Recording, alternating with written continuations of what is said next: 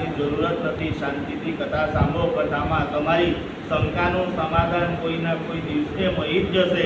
કથામાં તમને એવું આભાસ થશે કે આજની કથા મારા માટે જ થઈ છે।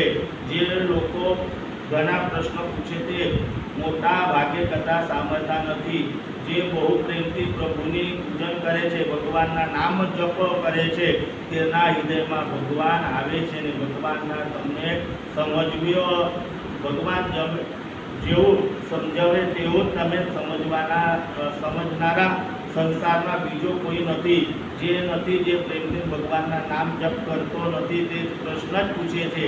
કથા વ્યાસ મહર્ષિ એવી કહી છે કે સંસારમાં વ્યાસ જેવું મહાન બુદ્ધિમાન કોઈ થયું નથી અને થવાનું પણ નથી। નમસ્તુ તે વ્યાસ વિલાસ બુદ્ધએ। માનવ મનમાં કેવી શંકા આવે છે? વ્યાસ નારાયણે સારી રીતે જ વૃદ્ધાવસ્થામાં જ્યારે જ્ઞાન અને બુદ્ધિનો પરિપક્વ થયા ત્યારે તેમનો ભાગવત શાસ્ત્રની રચના કરી। મહર્ષિ વ્યાસે આમ કોઈ વિષય છોડ્યો નથી। ભાગવતની સમાપ્તિ પર સુખદેવજી મહારાજે રાજા પરીક્ષિતને કહ્યું હતું, તમારા મનમાં કોઈ શંકા હોય તો મને પ્રશ્ન કરો, જ્યાં સુધી હું બેઠો છું